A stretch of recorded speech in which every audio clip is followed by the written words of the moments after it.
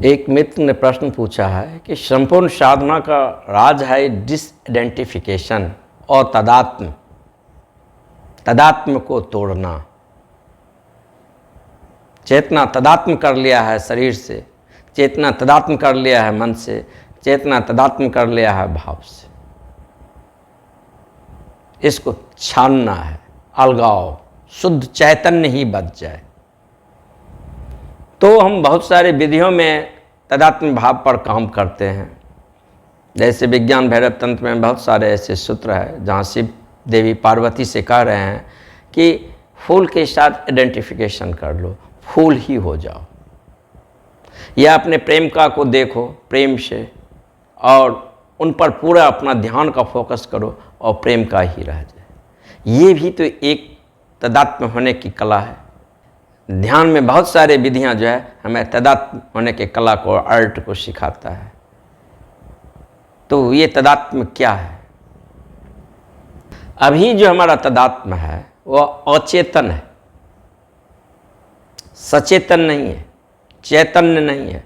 लेकिन ध्यान के विधियों के साथ जो हम आइडेंटिफिकेशन करते हैं, तदात्म होने के कला उसमें सिखाया गया है कि गुलाब पर अपना फोकस करो, संपूर्ण संसार को विस्मरण करो और तुम्हारे चेतना में विषय के रूप में मात्र गुलाब ही रह जाए। और ध्यान एकाग्र होने की वह कला सिखाता है। फिर ये तदात्म होने के अगर हम ये कला सीख गए तो फिर कहता है इस तदात्म को भी छोड़ दो, कंटेनर को आप खाली होने दो। तुम ही ना इस पर ध्यान लगाकर इसके साथ आइडेंटिफिकेशन किया, गुलाब हो गया। लेकिन ये हमारा सचेतन कृत्य है, हम सजग हैं, होशपूर्ण है इसके प्रति, तो अभी से हम अलविदा भी कर सकते हैं, क्योंकि गहरे कॉन्शियस में जानते हैं कि हम गुलाब नहीं हैं। लेकिन हमारा जो संसार से तदात्म हो गया है वो अचेतन है। जैसे आपका नाम गोपाल है, अगर नींद में भी आप सोए हुए हैं तब भी कोई गोपाल के नाम से आपको पुकारेगा तो आप जाग उठेंगे। इसका मतलब क्या है कि वो अचेतन चला गया। तो बहुत सारी वृत्तियां जो है अचेतन चला गया, उसके साथ हमारा आइडेंटिफिकेशन हो गया। और एकमात्र पाप है तदात्म। अगर पाप का परिभाषा पूछा जाए कि पाप क्या है तो तदात्म। पुण्य क्या है तो तदात्म से मुक्त होने का भाव। अगर हम प्रार्थना भी पूजा भी बेहोशी में कर रहे हैं, होश नहीं है, एक क्रियाकांड के रूप में उसे महज दोहरा रहे हैं, सुबह शाम पाठ कर रहे हैं, निश्चित समय पर प्रार्थना कर देते हैं, बेहोशी में करते हैं, तो वह पाप है। अगर हम स्नान भी करते हैं, होशपूर्ण करते हैं, खाना भी खाते हैं तो होशपूर्ण खाते हैं, टहलने के लिए जाते हैं तो वो भी होशपूर्ण है, तो ये पुण्य है, ये प्रार्थना है। तब मामूली सा कृत्य, खाना खाना हो या टहलने जाना हो या प्रेमिका के साथ बातचीत करना हो, अगर वह होश में है तो वह प्रार्थना है। एक ही पाप है इस जगत में, बेहोशीपूर्ण जो कुछ भी करते हैं, चाहे वो पूजा हो, प्रार्थना हो, यज्ञ हो, हवन हो या कोई क्रियाकांड हो, वह पाप है। और होश में, अवेयर में, जागरूक होकर जो कुछ करते हैं वह पुण्य है। मतलब कि अगर होशपूर्ण होकर हम स्नान करते हैं, टहलने के लिए जाते हैं या पढ़ते हैं तो यह पुण्य। तो हमारा जो आइडेंटिफिकेशन है वह सचेतन नहीं है, वह अचेतन है। लेकिन ध्यान में जिन विधियों का प्रयोग किया गया है वहाँ जो आइडेंटिफिकेशन होने की कला दिखाता है, गुलाब के साथ अपना आइडेंटिफिकेशन करो या प्रेमिका पर अपना ध्यान को फोकस करो, तो उसमें जो बताया गया है उस आर्ट के बारे में, वह यह कह रहा है कि अपनी ऊर्जा को इस बिंदु पर एकाग्र करो। एक तो गुलाब हो गया विषय, दूसरा विषय, कंटेंट और कंटेनर। कंटेंट कंटेनर के बिना नहीं हो सकता है, लेकिन कंटेनर कंटेंट के बिना भी हो सकता है। तो पहले वो तदात्म होने की कला सिखाता है, फिर दूसरा चरण है जो तदात्म को तोड़ने की कला,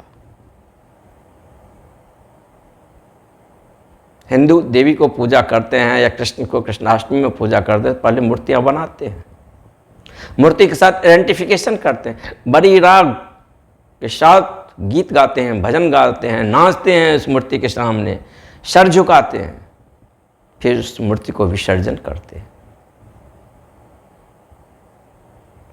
तो ध्यान में जिन विधियों के साथ तदात्म होने की कला को सिखाया जाता है वह सचेतन है, हम जानते हुए ही हैं, तो वह पाप नहीं है, वह पुण्य है, वह एक विधि है छलांग लेने के लिए। भारत ने बहुत सारे गुरुओं को पैदा किए, उसमें एक है नागार्जुन। इनकी हैसियत ठीक वैसे ही है जैसे बुद्ध, महावीर और कृष्ण का। पूरे अगर विश्व में हम नागार्जुन के साथ किसी को तुलना करें तो वो अतुलनीय है, बेजोड़ प्रतिभा के मालिक है। प्रत्युत्तर देने की जो क्षमता है वह अपूर्व है, अनोखा है, अद्वितीय है। नागार्जुन का व्यक्तित्व सामान्य नहीं है, उनका व्यक्तित्व बर्फ से आच्छादित हिमालय जैसा लगता है। उतंग शिखर, नग्न रहते थे वे। एक छोटा सा पात्र लकड़ी के रखते थे, जब भूख लगता था तो समाज में आ जाते थे, भिक्षा ग्रहण करके भूख को शांत करते थे। फिर पास में ही एक टूटा हुआ जरा जीर्ण मंदिर था, उसमें जाकर वह रहते थे।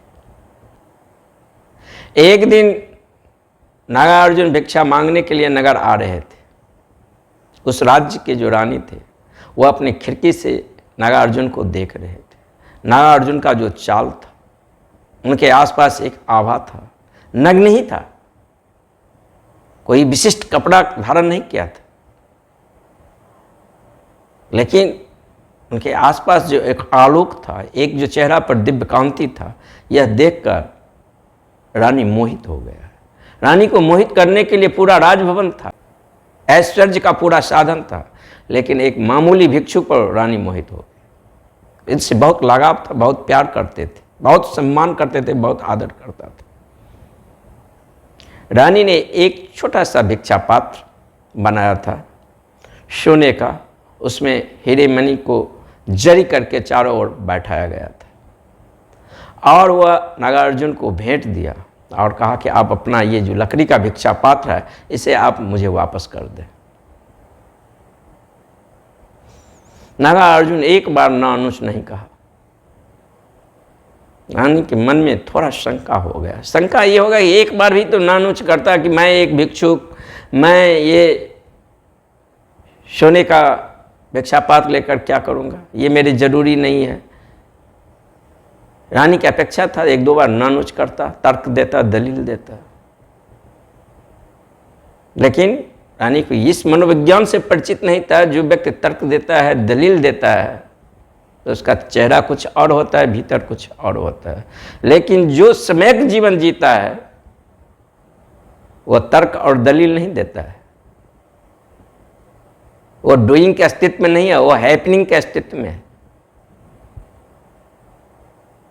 अस्तित्व जो उसे भेंट देता है वो स्वीकार करता है, और जो भेंट अस्तित्व उससे लेता है वह भी वो स्वीकार करता है।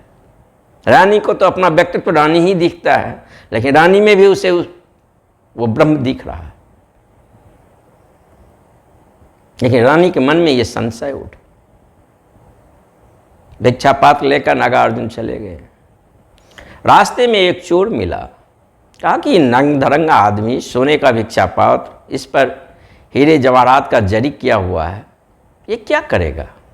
इसको तो भीख ही मांगना है, तो वो किसी प्रकार के भिक्षा पात्र में भीख मांग लेगा। सोने के कटोरी में भीख मांगना लाजमी नहीं है। चोर ने कहा कि नहीं, इसका भिक्षा पात्र तो चोरी होना चाहिए। वो उसके पीछे लग गया, लेकिन चोर पीछे पीछे आ रहा था, उसका पदचाप नागार्जुन को सुनाई पड़ा। नागार्जुन तो समझ गए चोर मेरे पीछे नहीं आ रहा है, मुझसे क्या लेना देना एक भिक्षुक से, ये तो ये सोने के पात्र के पीछे दौड़ रहा है। नागार्जुन के जो रुकने की जगह जहाँ था, जरा जीर्ण मंदिर, वहाँ वो गए अपने कक्ष में बैठे, तब तक देखते हैं कि चोर आ गया है, बालकनी के पीछे में है, क्योंकि कब ये असतर्क हो और सजग हो कि हम भिक्षापात्र चोरी कर सके। लेकिन नागार्जुन तो उससे पहले समझ गए। नागार्जुन भिक्षापात्र उठाकर बाहर फेंक दिया और सो गए। चोर भी कहा कि आदमी गजब का है, चोरी करने के लिए मैं भिक्षा पात्र को आया था और यह आदमी उस भिक्षा पात्र को उठाकर फेंक दिया है। ये सोने, ये हीरे और जवाहरात के पीछे सारी दुनिया भाग रहा है, ये कैसा आदमी है जिसे इसे उछाल कर फेंकता है। चोर समझ गया ये मामूली आदमी नहीं हो सकता। इसने कुछ और अमूल्य रत्न को देख लिया है, जिस संपदा के आगे ये संपदा है ही नहीं, इसीलिए तो इसे फेंकते हैं। चोर ने कहा कि क्या मैं अंदर आ सकता हूं? नागार्जुन ने कहा कि इसीलिए तो भिक्षा पात्र फेंक दिया, जिसके कारण तुम अंदर नहीं आ रहे थे, ताकि तुम अंदर आ सको।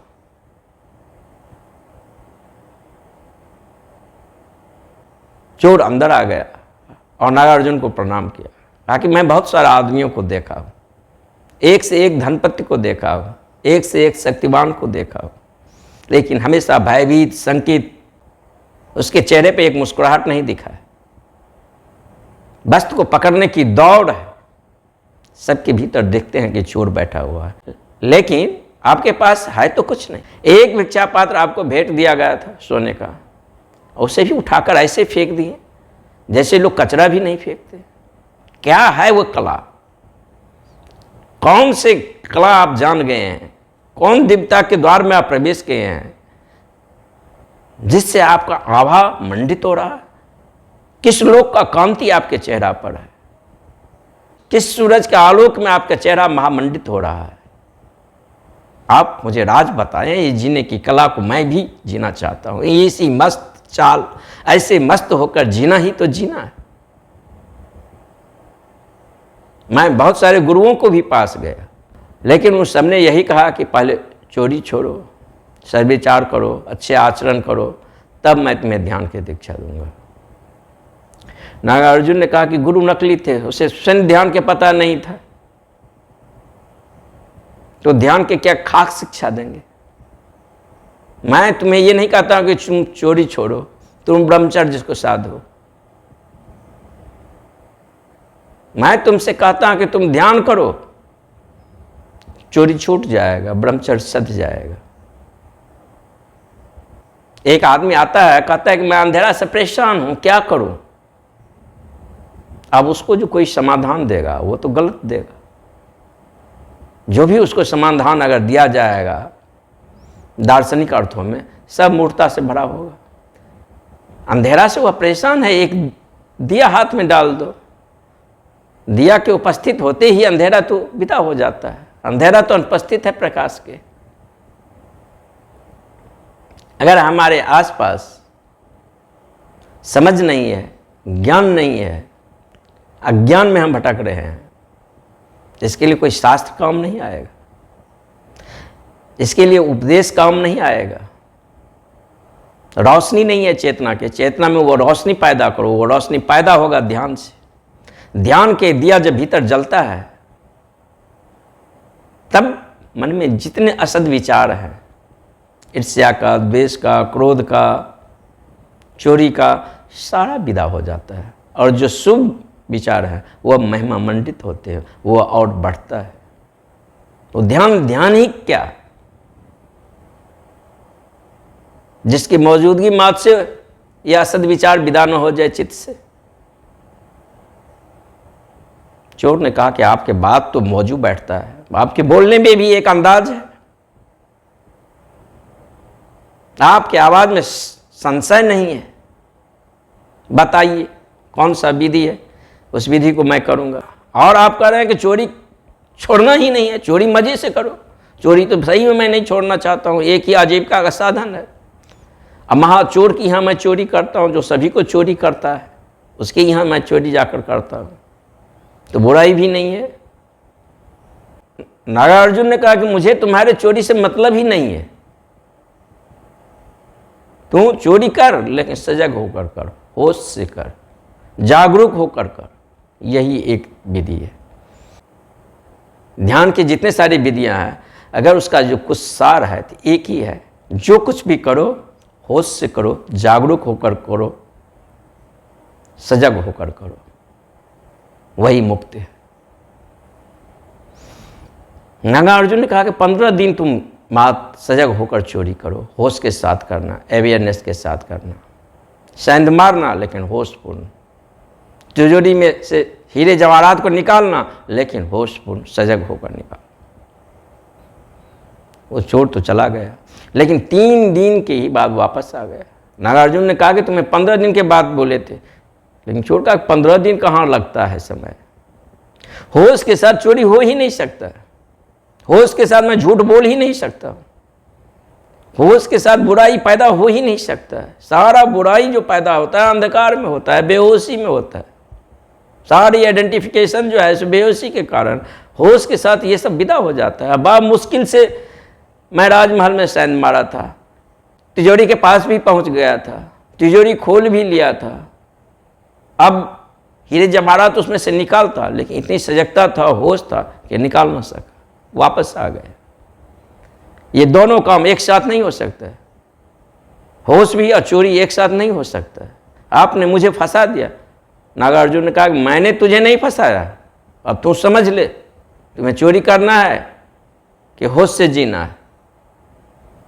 चोर ने कहा कि चोरी भी क्या, खाक करना, हमेशा डर डर का जीना होता है, हमेशा संशय ही लगा हुआ रहता था, कब पकड़ा जाऊंगा, कभी ना चैन से सोया, हमेशा रात में निकलना, दिन का उजाला भी ठीक से नहीं देख पाता था, छिप कर रहना पड़ता। लेकिन इन 3 दिन में जो मस्ती देखा, जो आनंद मिला है, जो उत्सव मिला है, वह किसी सम्राट के भी पास नहीं है। अब तो जीऊंगा होशपूर्वक, अब जीऊंगा सजगता के साथ, अब चोरी रहे कि न रहे। नागार्जुन ने कहा कि अब तुम पर निर्भर करता है, जिसको चुनना है वो चुन लो। नागार्जुन भारत के महान गुरुओं के साथ गिना जा सकता है, उस हैसियत के गुरु थे जैसे बुद्ध, महावीर, कृष्ण।